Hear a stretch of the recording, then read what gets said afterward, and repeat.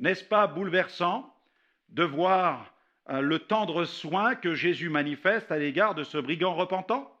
Celui qui s'est adressé aux foules et qui est en proie aux plus grandes souffrances prend soin de l'âme du brigand. S'il n'y avait eu qu'un seul pécheur sur la terre, mes amis, Jésus serait venu donner sa vie pour lui. Intéressons-nous de plus près à cette parole.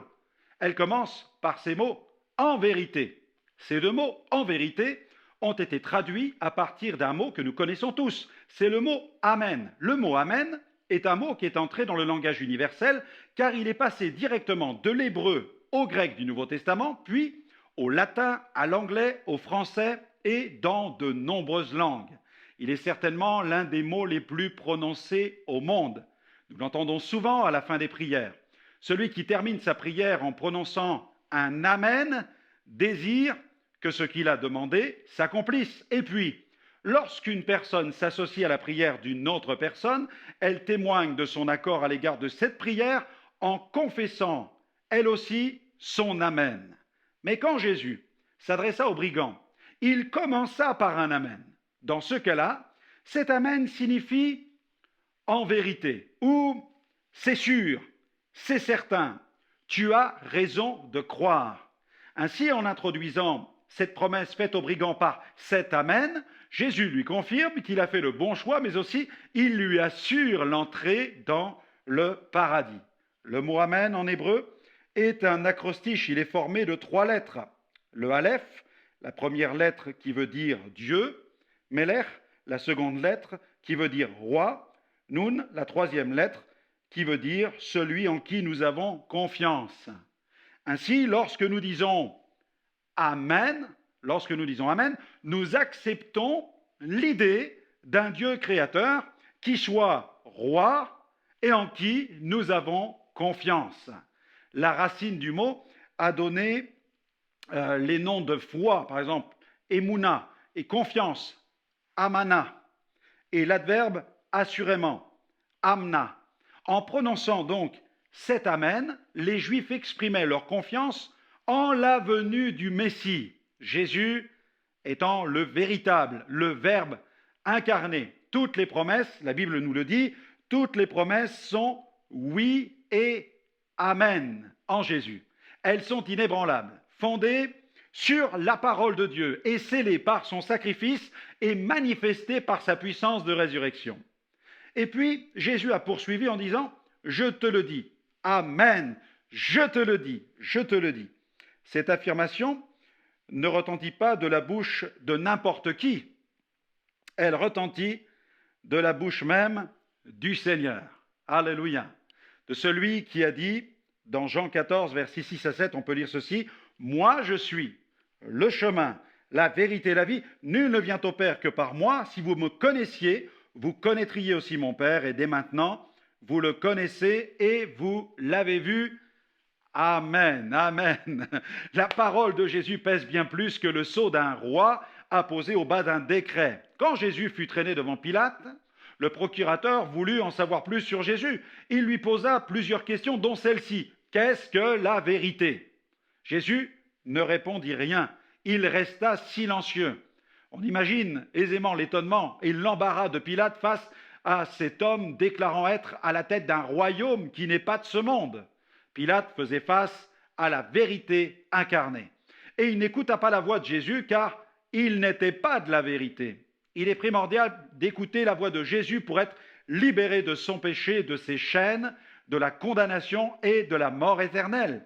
Jésus a dit dans Jean 8, 32, « Vous connaîtrez la vérité et la vérité vous rendra libre. » Dans Jean 8, 36, « Si donc le Fils vous rend libre, vous serez réellement libre. » Les paroles de Jésus rendent réellement libre encore aujourd'hui.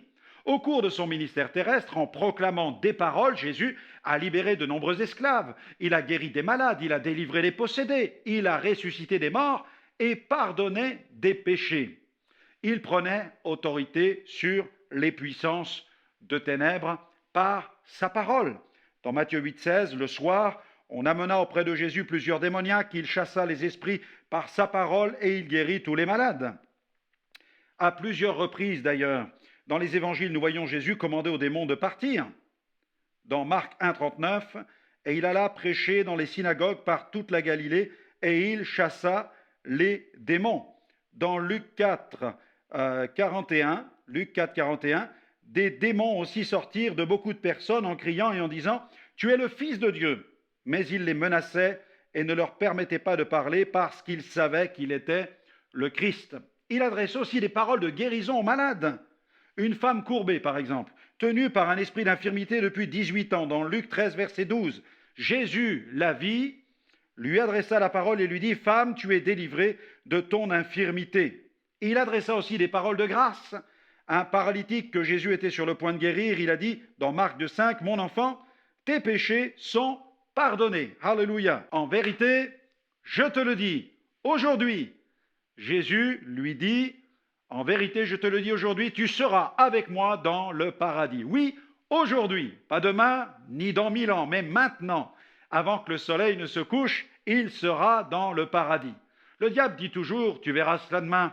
Mais Dieu dit « C'est maintenant, c'est aujourd'hui ». La Bible dit dans Hébreux, chapitre 4, verset 7, Dieu fixe de nouveau un jour aujourd'hui en disant dans David, si longtemps après, comme il est dit plus haut, aujourd'hui, si vous entendez sa voix, n'endurcissez pas vos cœurs. Dans sa deuxième épître adressée aux chrétiens de Corinthe, Paul rappelle ce qui est écrit dans l'Ancienne Alliance, 2 Corinthiens chapitre 6, verset 2, car il dit, au temps favorable, je t'ai exaucé, au jour du salut, je t'ai secouru. Voici maintenant le temps favorable, voici maintenant le jour du salut. C'est aujourd'hui qu'il faut se décider, pas demain. Qui peut prétendre que demain, il sera encore de ce monde et qu'il aura l'opportunité de se décider pour Jésus? Quelqu'un dit, chaque jour est un jour de plus pour se repentir et un jour de moins pour le faire. Aujourd'hui, c'est la semence du futur. En vérité, je te le dis, aujourd'hui, tu seras. C'est ce que le texte déclare, tu seras. C'est à lui qu'il s'adressa. Jésus lui a dit, tu seras. Le message de l'Évangile est universel, mais la décision reste personnelle.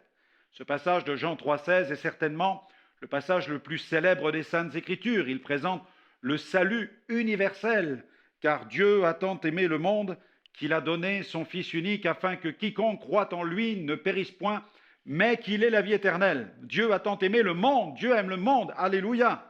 Jésus est mort pour tous les hommes, il veut que tous les hommes soient sauvés, il veut que tous parviennent à la repentance et à la connaissance de la vérité.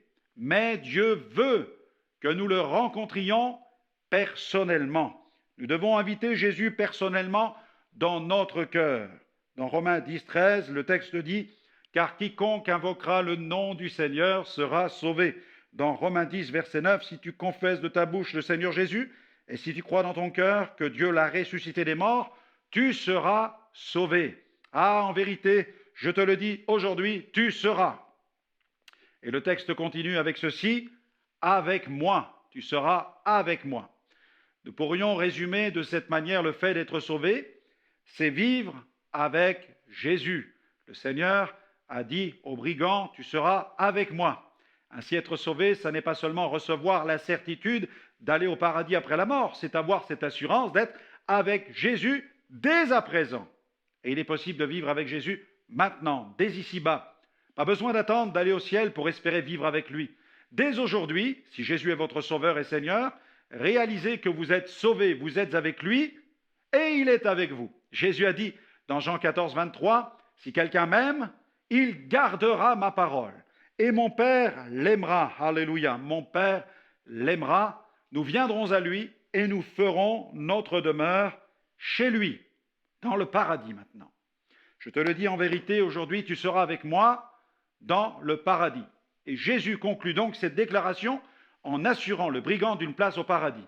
Chacun doit savoir qu'il n'y a que deux destinations possibles après la mort, le paradis ou les lieux de tourment, qui sont pour le moment des lieux d'attente. Car au jour du jugement, ces lieux d'attente provisoires seront remplacés par des lieux définitifs, le ciel et l'enfer. En tant qu'évangéliste, je me tiens sur le pas de la porte du royaume de Dieu et je dis à tous ceux qui m'écoutent, n'allez pas en enfer.